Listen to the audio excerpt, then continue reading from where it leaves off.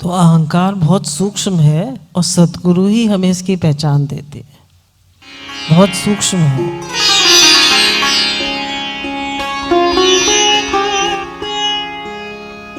हर शब्द जो हम बोलते हैं उसमें मैं आता है। हर शब्द मैंने किया, मेरे करने से होता है, मैं करता हूँ, मैं कितनी मैं होती है हमारी।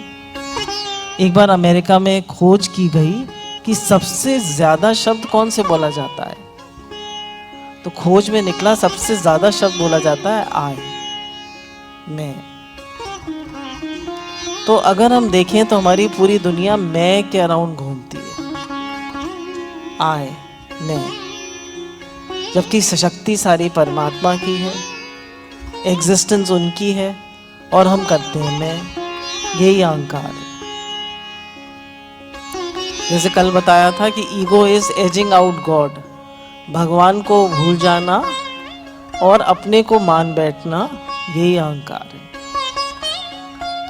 अहंकार तो इसमें अहम पहले है और भगवान कहीं है ही नहीं, और प्रेम में परमात्मा पहले है और माँ बाद में। तो हमारे जीवन में प्रेम है या अहंकार? प्रेम उल्टा है अहंकार का। Ego is the root cause of misery and love is the solution. प्रेम हर चीज का सॉल्यूशन है और अहंकार हर चीज को खराब कर देता है, हर चीज को बिगाड़ देता है। अहंकार ही हमारे जीवन को खराब कर देता है। अब देखिए, एक बार एक जैसे नवदुर्गे आते हैं तो देवी जी की मूर्ति स्थापित करी गई और फिर उसके बाद विसर्जन होता है उसका। फिर उसका विसर्जन करने का समय आया तो गधे पर रखकर मूर्ति ले जाई जा रही थी विसर्जन करने के लिए। तो गधा समझने लगा मेरी पूजा हो रही है। सब लोग मूर्ति पर माला डाल रहे थे, जय जयकार हो रही थी, तो वो समझ रहा था कि मेरी पूजा हो रही है। बड़ा खुश, बहुत खुश कि मेरी पूजा हो रही है, बहुत ज़्यादा खुश, और बड़े जोर जोर से चले, नाचे। तो थोड़ी देर बाद सोचता है कि मेरी पीठ पर ये बोझ क्या रखा हुआ है। तो जोर से अपनी पीठ हिलाता है और मूर्ति गिर पड़ती है। अब वो जो उसके डंडे पड़ते हैं, तड़ा तड़ तड़ा तड़ तड़ा तड़ तड़ा तड़, अब उसको समझ में आता है कि सारी पूजा तो मूर्ति के कारण हो रही थी, मेरी अपनी कोई हस्ती थी नहीं। ऐसी गुरु भगवान बताते हैं कि सारी हमारी जो भी एग्जिस्टेंस है, जो भी शक्ति है, जो भी हमारी तारीफ हो रही है, जो भी हमारी कदर हो रही है, वो परमात्मा के कारण हो रही है। हमारी अपनी कोई शक्ति नहीं है। और जब भी हम भगवान को भूलकर ज़्यादा मैं करने लगते हैं तो बीमारी के रूप में, अपमान के रूप में, फेलियर के रूप में, हमारी नाकामयाबी के रूप में तड़ातड़ भगवान हमको हमारी पिटाई करते हैं। जब जब हम सोचते हैं मैं करता हूँ, मैं करूँगा, मैं कर लूँगा, है ना, यही तो हम करते हैं, तो भगवान हमारी तड़ातड़ पिटाई करते हैं। और जब हम समर्पित रहते हैं गुरु के, भगवान आप कराएंगे, गुरु आप कराएंगे, तो भगवान कराते हैं। और उन्हीं के करने से होता है, हमारे करने से नहीं होता। मनुष्य करता है तो थोड़ा सा कर पाता है, और भगवान जब कराते हैं तो अनंत होता है। अब जैसे हम लोग चंडीगढ़ गए थे, 2 साल हो गए, तो तब से हमारे नॉन स्टॉप शिविर चल रहे हैं, कंटिन्यूस। मुझे लगता है हर 15 दिन में एक शिविर आ जाता होगा। बीच में श्रीमद् भागवत भी हो गई और हर संडे को लोग भी आते हैं अलीगढ़, उसमें भी चलता रहता है कार्यक्रम। तो इतनी सामर्थ्य नहीं है कि इतनी सेवा हो सके, पर दिमाग को बिल्कुल बंद कर दिया है कि भगवान आप कराएंगे। हमारी तो कोई सामर्थ्य है नहीं, हमारी तो कोई शक्ति है नहीं, हम तो कुछ कर नहीं सकते, अब प्रभु आपका काम है, आप जैसे चाहो करा लो, अच्छा करा लो तो आपकी मर्जी, ठीक करा लो तो आपकी मर्जी, बढ़िया करा लो तो आपकी मर्जी, आपका काम है, हम तो कहीं एग्जिस्ट करते ही नहीं। तो ऐसे ही सब दुनिया का काम भी भगवान का ही काम है, घर भी भगवान का, बच्चे भी भगवान के, व्यापार भी भगवान का, सब भगवान का है। हम कहाँ हैं? हम जब संसार में तो आजकल अहंकार ओरिएंटेड दुनिया है ना, ये तो टारगेट सेट होते हैं, इतना अचीव करना ही है, इतने टारगेट्स मीट करने ही हैं। उसमें भी यही भाव रखिए भगवान कराएंगे। तो जो भक्त होता है उसके काम भगवान कराते हैं, और जो संसारी होता है उसके काम उसको खुद करने पड़ते हैं। अब अहंकार के कारण हमारे व्यवहारिक जीवन में कौन कौन से दोष आते हैं, अहंकार हमें कैसे परेशान करता है, आइए देखते हैं। अहंकार का व्यवहारिक रूप, पहला दोष जो हमारे अंदर अहंकार के कारण आता है वो है इच्छा, डिजायर।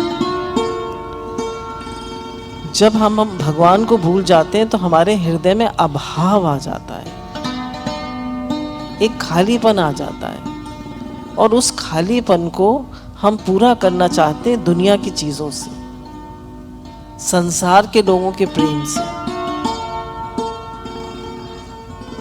चीजों पे चीजें खरीदते जाते हैं, लोग घर पे घर बदलते जाते हैं, गाड़ियों पे गाड़ियां बदलते जाते हैं, सबसे प्रेम की भीख मांगते हैं, तू प्यार दे प्यार दे प्यार दे प्यार दे।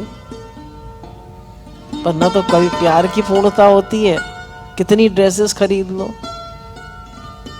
कितनी चीजें खरीद लो, पर कभी मन भरता है कि बस बहुत हो गया। बस देखिए, अपने मन को देखिए, हम देखें, कभी हमारा मन भरता है, कभी तृप्ति आती है? क्यों नहीं आती? कभी हमने सोचा हमारी इच्छाएं क्यों नहीं खत्म होती हैं? क्योंकि जो चाहिए हम उसकी तरफ नहीं देख रहे। हमें चाहत है परमात्मा की, हमें चाहत है उस अपने स्वरूप में आने की, हमें चाहत है भगवान की, और हम उस चाहत को पूरा कर रहे हैं संसारी चीजों से, संसार के प्यार से। ऐसा नहीं है संसार के लोगों में भी परमात्मा देखकर उनसे प्यार करिए, वो भी निरीच्छा भाव से। अगर वो भी अटैचमेंट से करेंगे तो वहां भी दुख मिलेगा। गुरु ही प्रेम कर सकते हैं। क्यों? वो जब प्रेम करते हैं तो वो स्ट्रिक्ट भी हो सकते हैं और प्रेम भी करते हैं, है ना। वो डांट भी सकते हैं और वो प्रेम भी करते हैं। वो कड़क भी हो सकते हैं और वो अनंत प्रेमी भी हो सकते हैं। ये गुरु ही कर सकते हैं। संसारी आदमी क्या होता है, प्रेम को मैनेज ही नहीं कर पाता है। या तो इतना प्रेम कर लेगा कि बिगाड़ लेगा, अगला सुनेगा ही नहीं बात को और खुद मोह में फंस जाएगा। तो हमको इच्छा करके क्यों नहीं शांति मिलती है? क्योंकि संसारी चीज़ों में शांति नहीं है और संसारी प्रेम में भी शांति नहीं है। तो गुरु हमें कहते हैं शाश्वत आनंद व शांति सिर्फ भगवान से जुड़ने में है, उनकी याद में है, उनके भजन में है। उमा कहूँ मैं अनुभव अपना, सत्य हरि भजन जगत सब सपना, स्वभाव जिन राम ही जाना। तो राम का यही स्वभाव है। वो कह रहे हैं, शिव जी ये कह रहे हैं उमा जी से, पार्वती जी से, कि सत्य हरि भजन बाकी जगत सब सपना है। और भगवान का जो प्रेम है, स्वभाव है, वो अनंत प्रेमी है। अब दूसरा जो अवगुण हमें आता है अहंकार से, वो है कर्तापना। अहंकार का एक रूप है कर्तापना। मैं करता हूँ, मुझे करना है, मैं नहीं करूँगा तो कौन करेगा? मुझे घर चलाना है, मुझे बच्चों को पालना है। बच्चों को हम ही तो खींच खींच के बड़ा करते हैं। हम अपने गार्डन में सब्जी उगा देते हैं, हम ही तो उनको खींच खींच के बड़ा करते हैं। हम ही तो सब करते हैं। तो सब हो रहा है। गुरु कहते हैं करने से होने में आ जाओ। बहुत इंपॉर्टेंट बात है, करने से होने में आ जाइए। प्रकृति में सब हो रहा है, दिन के बाद रात हो रही है, रात के बाद दिन हो रहा है। हमारी बॉडी को देखिए, सारे सिस्टम्स अपने आप वर्क कर रहे हैं। दिल अपने आप धड़क रहा है, हम धड़का रहे हैं। खाना अपने आप पच रहा है। सारे एक्सक्रीटरी सिस्टम, सर्कुलेटरी सिस्टम, सारे सिस्टम्स अपने आप चल रहे हैं, हम चला रहे हैं। सब अपने आप हो रहा है। ऐसे ही संसार का काम भी हो रहा है, हम कर नहीं रहे। तो गुरु कहते हैं करने से होने में आ जाओ, तो तुम बहुत रिलैक्स्ड होगे। भगवान करा रहे हैं। संसार किसका है? संसार किसका है? भगवान का। चलाने वाले कौन हैं? भगवान। मर्जी किसकी चलती है? भगवान की। हमारे जीवन में स्थिति कौन परिवर्तित करता है? भगवान। तो हम कहीं भी नहीं हैं, लेकिन जब हम सोचते हैं हम परिस्थिति को ठीक कर लेंगे, हम इस व्यक्ति को सुधार लेंगे, हम अपने व्यापार को मैं चलाता हूँ, या ऐसे नहीं ऐसे होना चाहिए, तब सारी जिंदगी निकल जाती है। हमसे ना तो कोई सुधरता है और हम दुखी होते रहते हैं। भगवान चाहे तो एक पल में अगले को बदल सकते, और हम पूरी जिंदगी लगा दें फिर भी हमसे कोई नहीं बदलता। हम किसी को सुधार ही नहीं पाते, तो क्या करें? गुरु ने कहा change your self and the world is changed. तुम अपने को बदल लो, अपना काम ठीक से करो, और कोई नहीं ठीक चलता तो वहाँ से दृष्टि को हटा लो। हमने किसी को बहुत सुधारने की कोशिश करी, अब वो नहीं सुधरता तो क्या करें? समझ लीजिए भगवान की ऐसे ही मर्जी है। कर्म का हिसाब किताब ऐसे ही बना पड़ा है। तो दुखी ना हो, अपना मन वहां से हटा ले।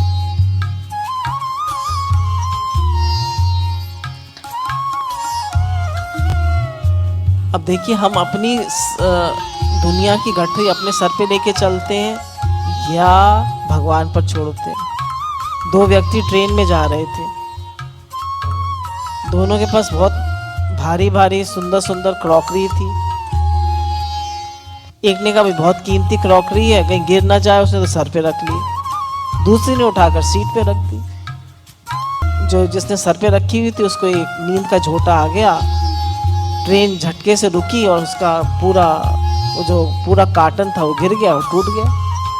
दूसरा था, उसने आराम से सीट पे रख दिया, वो आराम से सब सीन वीन देख रहा है। ट्रेन रुकी, झटका आया, उसको कुछ नहीं हुआ। तो इस संसार का भार हमने अपने सिर पे रखा है या भगवान पे छोड़ा है? चला भगवान रहे हैं, हम चला रहे हैं? चला भगवान रहे हैं, हम चला रहे हैं? भगवान चला रहे हैं। तो हम क्यों इतने बोझिल बनते? बार बार कहिए भगवान कराएंगे। Do your best and leave the rest. पर हल्के होके करिए, हल्के होके करिए, भारी होके मत करिए। हम भारी होके करते हैं काम को, एक होता है हम हल्के होके करते हैं काम को। देखिए भारी होके करना क्या होता है। एक बार एक लड़का था, तो उसके पिताजी जो थे वो रुई धुनने का काम करते थे। तो एक बार उनके यहाँ शिप से बहुत सारी रुई आती है, बहुत सारी। तो वो लड़का जो था वो देखता है, तो उसके पिताजी कहते हैं देखो कितनी सारी रुई आई है। तो लड़का जो है बीमार पड़ जाता है और ठीक ही नहीं होता है। काफ़ी उसका इलाज कराया जाता है पर वो ठीक ही नहीं होता है। फिर उसको साइकोलॉजिस्ट के पास ले जाया जाता है और पूछा जाता है कि क्यों बीमार है, ठीक क्यों नहीं हो रहा। तो साइकोलॉजिस्ट कहते हैं अच्छा इस लड़के को मेरे पास छोड़ दो। पूछते हैं तुम बीमार कब पड़े थे? तो बताता है ऐसे ऐसे मेरे पिताजी मुझे जहाज दिखाने ले गए थे, तो उसमें बहुत रुई आई थी। तो मैंने सोचा ये सारी रुई किसको धुननी है? मुझे धुननी है, हमें धुननी पड़ेगी, इसलिए मैं बीमार हो गया। ऐसी दुनिया का सारा काम किसको करना है? हमें करना है, मुझे करना है। तो हम थक जाते हैं, हम बीमार हो जाते हैं, और सब भगवान करा रहे हैं, सब हो रहा है, तो हम कैसे रहते हैं? हल्के हल्के रहते हैं, एकदम हल्के हल्के रहते हैं। अगर रुई गधे पे लदी हो, वो पानी में चला जाए तो क्या होगा? भारी हो जाएगा, और ऐसे ही चले तो हल्का रहेगा। तो संसार में अगर हम जाएंगे, कर्तापने में जाएंगे, तो हम भारी हो जाएंगे। जैसे गधा जो है रुई लाद के अगर पानी में चला जाए तो कैसा हो जाएगा? कितना भारी हो जाए। तो कर्तापना जो है वो हमको भारी कर देता है। फिर दूसरा विकार जो अहंकार से आता है वो है क्रोध। यदि क्रोध करने के बाद हमें पश्चाताप होता है तो क्रोध आने का कारण अहंकार है। हम क्रोध करते हैं ना, फिर हम सोचते हैं कि मैंने क्यों क्रोध किया, क्यों किया मैंने क्रोध, मुझे क्रोध नहीं करना चाहिए था, मैंने क्यों बोला, इससे तो मैं चुप रह जाता। यदि हमें महसूस होता है कि इस समय अनुशासन बनाए रखने के लिए ये शब्द बोलना जरूरी थे और हमें कोई पश्चाताप नहीं है, मन अशांत नहीं है, समता में है, तो क्रोध नहीं है। अपनी बात को ठीक से कहना आना चाहिए, क्रोध नहीं करना चाहिए। स्ट्रिक्टली कह दीजिए अपनी बात को, डिसिप्लिन से कह दीजिए, स्ट्रिक्ट होके कह दीजिए, पर क्रोध मत करिए। क्रोध मतलब करने का मतलब है कि हम अपने को मैनेज नहीं कर पा रहे। हमें अपने को मैनेज करना नहीं आ रहा, तभी तो चिल्लाते हैं। अगर हमको मैनेज करना अपने को आएगा तो हम क्रोध नहीं करेंगे। अब क्यों क्रोध आता है? भगवान ने गीता में कहा काम ही क्रोध है, रजोगुण से उत्पन्न काम ही क्रोध है। जब बहुत ज्यादा काम होता है, कर्म ज्यादा होता है और हमसे हो नहीं पाता, मैनेज हो नहीं पाता, तो उसका फल है क्रोध। फिर हमारे मन के विपरीत कुछ होता है तो हमें क्रोध आता है। जैसे पति स्मोक करते हैं, ड्रिंक करते हैं और सुनते नहीं है। बहुत से घरों में मीट खाते हैं या कुछ नॉन वेज खाते हैं और वाइफ को पसंद नहीं है, वो धार्मिक घर से आती है। अब वो खाते हैं तो उसे बुरा लगता है, तो उसे क्रोध आता है। हम चाहते हैं हमारी बेटी फोन पे इतना बात ना करे, पर वो बहुत बात करती है, तो हमें क्रोध आता है। जब हमारे मन के विपरीत होता है, मेरे मन की हो, मेरे मन की नहीं होगी तो क्या होगा? क्रोध आएगा। हम चाहते हैं बच्चे जल्दी आके स्कूल से अपना होमवर्क कर लें, शैतानी ना करें, वो नहीं सुनते हैं तो हमें क्रोध आता है। हम चाहते हैं कि सेवाधारी जल्दी सुबह आए, काम निपटा ले, मुझे सत्संग में जाना है, वो नहीं आती है तो हमें गुस्सा आता है। गुस्सा आने के बहुत से कारण हैं। क्रोध का दूसरा कारण और है कि हम अपने काम को योजनाबद्ध तरीके से नहीं करते। हमको अपने काम को ठीक से प्लान करके नहीं करते। ना हमारी एक्सरसाइज हो पाएगी, ना टाइम से ब्रेकफास्ट बन पाएगा, और सारा दिन गड़बड़ गड़बड़ गड़बड़। अब क्या होगा? हम चिल्लाने लगेंगे। क्यों? क्योंकि हम देर से सो के उठे। तो हर चीज में, लाइफ में आपको गुस्सा ना आए, इसके लिए आपकी लाइफ डिसिप्लिन्ड होनी चाहिए। और जितना आपसे हो, जैसे बहुत से लोग जब भी बहुत ज्यादा ले लेते हैं, जितना हो उतना करिए, जितना सहज तरीके से हो पाए। किसी भी चीज को एक प्रेशर मत बनाइए, एक बर्डन मत बनाइए। जितना प्रेम से हो जाए, भाव से हो जाए, उतना करिए। फिर बताया कि और कारण है क्रोध का कि हम बहुत मेहनत कर रहे हैं पर उसका रिजल्ट नहीं मिल रहा, तो हमें गुस्सा आता है। मैंने तो इतनी मेहनत करी, दूसरा कम मेहनत करता है, उसको फल ज़्यादा मिल जाता है। मैं इतनी मेहनत करता हूँ, मुझे फल ही नहीं मिलता। क्या कारण है? भाई उसकी प्रारब्ध ऐसी बनी पड़ी है, वो ज़्यादा दान पुण्य करके आया है, वो ज़्यादा देकर आया है, तुम इतना देकर नहीं आए। फिर भगवान तुम्हें अपनी तरफ मोड़ना चाहते हैं। अगर तुम्हें संसार में ज़्यादा दे देंगे तो तुम संसार में ही लग जाओ। अखंडानंद जी के पास एक आते हैं, उनके एक शिष्य, और नाचने लगे। बोले मैं जो भी कारोबार करता हूँ सब फेल हो जाते हैं। बोले मैंने कई कारोबार करे, सब फेल हो गए। तो बोले इसमें नाचने की क्या बात है? बोले भगवान ने मुझे पहचान लिया है और भगवान ने मुझे अपने पास बुला लिया है। अब देखिए, ऐसे कोई सोच सकता है? कितना दुखी होगा आदमी। ये तो भक्ति सोच सकता है। और कारण क्रोध का ये है कि जब लंबी बीमारी के बाद हमारे शरीर में कमजोरी आ जाती है तो हमें बात बात पे क्रोध आता है। क्रोध की स्थिति में हम बार बार चिढ़ने लगते हैं, कहीं का गुस्सा कहीं निकालते हैं। इससे हमारा स्वास्थ्य भी खराब होने लगता है और आसपास के लोग भी हमसे कतराने लगते हैं। तो क्या करें? भगवान की दी हुई हर परिस्थिति को स्वीकार करें, अपनी बात कह दें। कोई नहीं सुनता तो अपना ध्यान हटा लें, भजन करें, भगवान में मन लगाएं, चिढ़े नहीं, क्रोध ना करें, डांटे नहीं। डांटने का मतलब है, क्रोध करने का मतलब है you are not in control of the situation. अगर अपनी बात कहनी है, गुरु भगवान क्या करते हैं? स्ट्रिक्टली कह देते हैं। अब देखिए, हमें क्या करना चाहिए? भगवान की रजा में राजी रहना चाहिए। एक बार एक किसान होता है, या समझ लीजिए जैसे वैष्णो देवी में लोग जाते हैं तो वो ऐसे घोड़ा पाला करता था। उसके पास एक घोड़ा होता है, वो बार बार घोड़े को लोगों को ले जाता था, सवारी को ले जाता था और पैसे मिलते थे, उससे उसका काम चल जाता था। एक बार उसका घोड़ा भाग जाता है तो पड़ोसी जो था वो कहता था बड़ा भक्त बनता है, ये बड़ा भगवान का भक्त है, बड़ा खुश रहता है। वो थोड़ा चिढ़ता था उससे, और उसका घोड़ा भाग जाता है तो आ जाता है बड़ा दुख प्रकट करने के लिए। कहता है तुम्हारा घोड़ा भाग गया, बड़ा अफसोस हुआ, बड़ा दुख हुआ। बोला कोई बात नहीं, भगवान की ऐसी मर्जी थी, भगवान कोई और इंतजाम करेंगे। थोड़े दिन बाद क्या होता है, उसका घोड़ा 10 घोड़ों को लेके आ जाता है। 10 घोड़ों को लेकर आ गया। अब वो पड़ोसी चिढ़ जाता है, बोले 10 घोड़ों को लेके आ गया इसका घोड़ा। तो अब उसका लड़का जो है वो 10 घोड़ों को ट्रेन करने लगता है, और वो सब जंगली घोड़े थे, तो पटक लगा देता है घोड़ा। तो पटक लगा देता है तो क्या होता है, उसका टांग टूट जाती है। वो बोला बड़ा बन रहा था ना, 10 घोड़े लेकर आ गया, अच्छा हुआ लड़के की टांग टूट गई।